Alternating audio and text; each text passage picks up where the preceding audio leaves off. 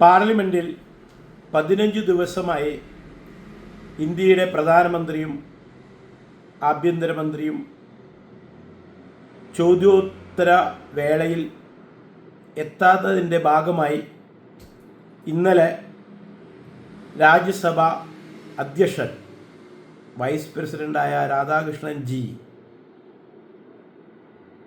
ഇവരെ രണ്ടുപേരെയും, അതായത് ആഭ്യന്തരമന്ത്രിയെയും പ്രധാനമന്ത്രിയെയും ജനങ്ങളുടെ അല്ലെങ്കിൽ മെമ്പർമാരുടെ വികാരം മാനിച്ചെങ്കിലും ഇവിടെ വന്ന് എത്തണം, അത് അവരെ ആ വിവരം അറിയിക്കണമെന്ന് ഒരു പൊതുവായിട്ടുള്ള ഒരു വീഡിയോയിൽ കണ്ടു. ആ സാഹചര്യം ഇവിടെ എങ്ങനെ ഉണ്ടായി എന്നത് ഒരു വിഷയം തന്നെയാണ്. കൂട്ടത്തിൽ സോഷ്യൽ മീഡിയയിൽ AA റഹീം ഒരു വീഡിയോ ഇറക്കിയിട്ടുണ്ട്. അതായത് രാധാകൃഷ്ണൻ ജി, അതായത് രാജ്യസഭാ അധ്യക്ഷൻ പറഞ്ഞത് BJPയുടെ പാപ്പരത്തമാണ് എന്നൊക്കെ പറഞ്ഞ് അവരൊരു വീഡിയോ ഇറക്കുന്നുണ്ട്. അതുപോലെ പലരും പ്രതികരിക്കുന്നുണ്ട്. ബ്രിട്ടാസും അതുപോലെ വളരെ മോശമായിട്ട് ഇന്ത്യയുടെ ഭരണകർത്താക്കളെ മോശം അവസ്ഥയിൽ പറയുന്നതായി കാണുന്നുണ്ട്. അതിനൊക്കെ പുറമെ തന്നെ നാഗ്പൂരിൽ RSS മേധാവി മോഹൻ ഭഗതിൻ്റെ ഒരു വീഡിയോ കണ്ടു. അദ്ദേഹം പറയുന്നു, ഈ ജന്തർ മന്ദിറിലുണ്ടായ നീറ്റ് പരീക്ഷയുമായി ബന്ധപ്പെട്ട ആ സമരത്തിൽ പങ്കെടുത്ത കുട്ടികളെ രാജ്യദ്രോഹികളോ ജിഹാദികളോ തീവ്രവാദികളോ ആക്കി ചിത്രീകരിക്കരുത്. അവർ ഇന്ത്യയുടെ ഭാവി പൗരന്മാരാണ്, ഭാവിയാണവർ, അവരെ ഒരിക്കലും മോശമായി, അങ്ങനെ പലതരം പ്രസ്താവനകൾ ഇങ്ങനെ കണ്ടുകൊണ്ട് ജനം ഇത് എന്താ ഒന്നും മനസ്സിലാകാതെ കിടന്ന് ഉഴയുകയാണ്, ചിന്തിക്കുകയാണ്. ഇവിടെ ഒരു കാര്യം ഈ പറയുന്ന എല്ലാവരും മനസ്സിലാക്കുക. കാരണം പ്രധാനമന്ത്രിയും ആഭ്യന്തരമന്ത്രിയും പാർലമെൻറ്റിൽ വന്നാൽ അവരോട് ചോദിക്കാൻ പോകുന്ന ചോദ്യം എന്താണ്? അത് ഒരു സംശയവും വേണ്ട, ഈ ജന്തർ മന്ദിർ നീറ്റ് പരീക്ഷയുമായി ബന്ധപ്പെട്ട ഇതുതന്നെയായിരിക്കും. അതിന് ശരിയായ ഉത്തരം അവർ പറയുമോ, പറയാതിരിക്കുമോ? ഇതാണ് ഇവിടുത്തെ ചോദ്യം.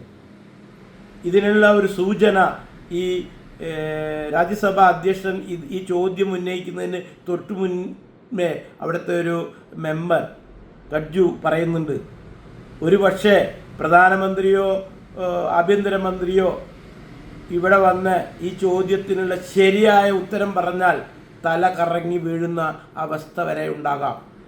അതൊരു സൂചനയാണ്. അതുതന്നെയാണ് ഇവിടുത്തെ വിഷയം. കാരണം വളരെ ഗൗരവമുള്ളൊരു സംഭവം തന്നെയാണ്. ഇവിടെ വിദ്യാർത്ഥികളെ അല്ല ജിഹാദികളാക്കുന്നത്, തീവ്രവാദികൾ ആക്കുന്നത്. വിദ്യാർത്ഥികൾ ഒരു കാരണം പറഞ്ഞു. ആദ്യത്തെ 20 ദിവസം വിദ്യാർത്ഥികൾ തന്നെയാണ് സമരം ചെയ്തത്, ഒരു സംശയവും വേണ്ട. അന്ന് 10-30 പേരാണ് ജന്തർ മന്ദിർ ഉണ്ടായിരുന്നത്. ഇനി ആര് തന്നെയായാലും ജന്തർ മന്ദിറിൽ ഒരു സത്യാഗ്രഹം ഇരിക്കണമെങ്കിൽ, ഒരു സമരം ചെയ്യണമെങ്കിൽ അതിന് അനുമതി എടുക്കണം. ഈ അനുമതി വിദ്യാർത്ഥികൾ എടുത്തിട്ടുണ്ടോ എന്നതാണ് ആദ്യത്തെ ഒരു ചോദ്യം. എന്നിട്ട് പോലും അനുമതി എടുക്കാതെ 30-35 വിദ്യാർത്ഥികൾ എന്ന് പറയുന്ന അതിൽ എത്ര പേര് നീറ്റ് പരീക്ഷയ്ക്ക് ഇരുന്നവരെന്ന് വേറെ അന്വേഷിക്കുക. അതാണ് ഇവിടുത്തെ ഈ സമരം പിന്നീട് ശക്തമാകുന്നു. പല സിനിമ ബന്ധമുള്ളവർ അല്ലെങ്കിൽ അവതാരകർ ഒക്കെ അവിടെ പറന്നെത്തുന്നു. കൂട്ടത്തിൽ നമ്മൾ കണ്ടതാണ്, പഞ്ചാബ് പോലീസ് ഒരു 9 തീവ്രവാദികളെ അവിടുന്ന് പിടിച്ചു, വേറെയും പിടിച്ചു. ഇനി പുറത്തു പറയാതെ അറസ്റ്റിലായ വേറെയും ചിലരുണ്ട്. അപ്പോൾ ഇവിടെ നമ്മുടെ രാജ്യസ്നേഹിയായ നമ്മുടെ പ്രധാനമന്ത്രിക്കും ആഭ്യന്തരമന്ത്രിക്കും നീറ്റ് പരീക്ഷ എപ്പോഴും ഒരു സംഭവമല്ല, അത് ആദ്യം മനസ്സിലാക്കുക. പക്ഷേ ഈ നീറ്റ് പരീക്ഷയുടെ പേരിൽ ഇവിടുത്തെ ഗുഹകളിൽ ഒളിച്ചിരുന്ന ആ ഭൂതങ്ങൾ മുഴുവൻ പുറത്തുചാടി. അത് മുഴുവൻ വീഡിയോയിൽ പിടിക്കാനും ചിലരോടെ കൈയോടെ പിടിക്കാനും ഇപ്പോൾ ഇന്ത്യയുടെ ഭരണകൂടത്തിന് സാധിച്ചിട്ടുണ്ട്. അതിന് വ്യക്തമായ അതിൻ്റെ വിശദീകരണങ്ങളും വാർത്തകളും പുറത്തുവിടാനായിട്ടില്ല. കാരണം ആ ഒരു അറ്റംപ്റ്റ് ഉണ്ടല്ലോ, അതിൻ്റെ ഓപ്പറേഷൻ ഒരു പകുതിയോ മുക്കാലോ ആയിട്ടുള്ളൂ, അത് മുഴുവനായിട്ടില്ല. അത് മുഴുവനായാലേ അതിൻ്റെ മുഴുവൻ കഥയും പുറത്തുവിടാൻ പറ്റുള്ളൂ. നമുക്കറിയാം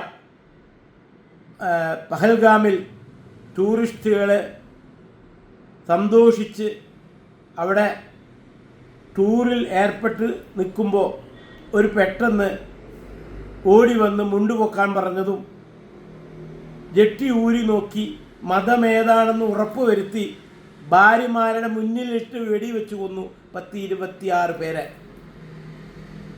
നമ്മളെല്ലാവരും ആ വാർത്ത കേട്ടപ്പോൾ ആദ്യം ആ വെടിവെച്ചതിനല്ല ഞെട്ടിയത്.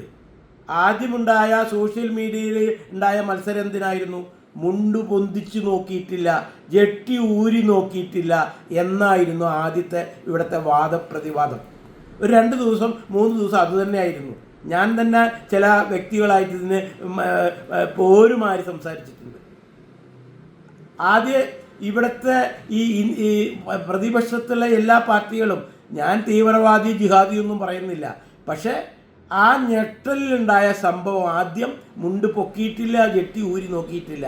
പിന്നീട് ആ ഭാര്യമാർ തന്നെ തിരിച്ചു വന്ന് വാർത്തക്കാരോട്, പത്രക്കാരോടും ചാനലുകളോടും തുറന്നു പറഞ്ഞപ്പോഴാണ് ഈ ഇല്ല എന്ന് വാദിച്ചവർ പിന്നെ സൈലൻ്റ് ആയത്.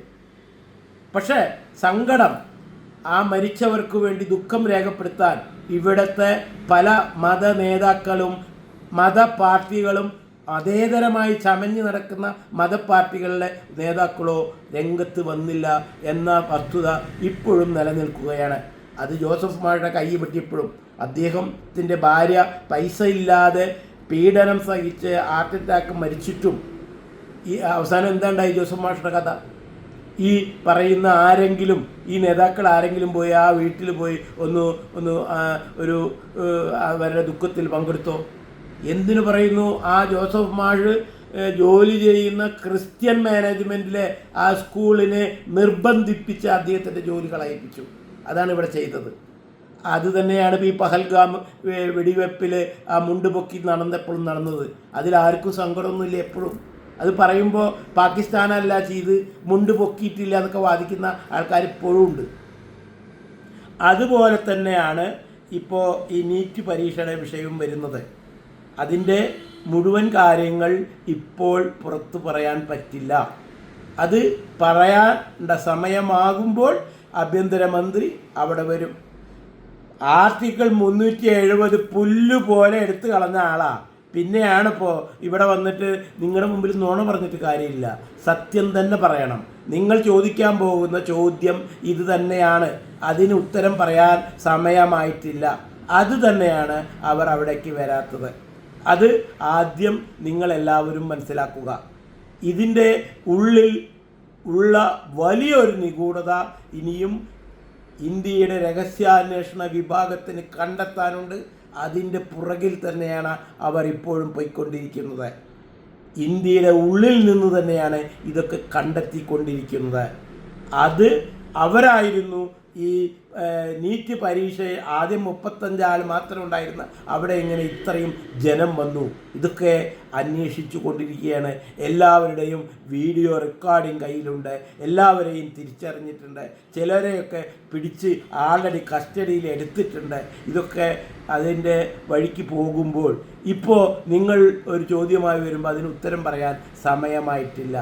അത് പറയേണ്ട സമയത്ത് തന്നെ ആ കാര്യങ്ങൾ മുഴുവൻ പറയും. അതുവരെ കാത്തിരിക്കേണ്ടി വരും. അതുവരെ ബഹുമാനപ്പെട്ട രാജ്യസഭാ അധ്യക്ഷനും അല്ലെങ്കിൽ RSS മേധാവി പോലുള്ള ആൾക്കാരും ഒക്കെ എല്ലാവരും സമന്വയം പാലിക്കേണ്ടി വരുമെന്നാണ് ഞാൻ വിശ്വസിക്കുന്നത്. കാരണം ഇത് അത്ര നിസ്സാര കാര്യമല്ല.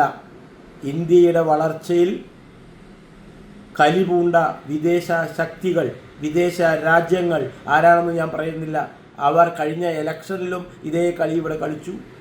ഇപ്പോൾ ഒരു അട്ടിമറി, അതായത് ഈ നീറ്റ് പരീക്ഷയുടെ അവിടെ ബോംബ് എറിയാൻ പോകുന്ന 9 ആളാണ് ഇപ്പോൾ പിടിച്ചിരിക്കുന്നത്.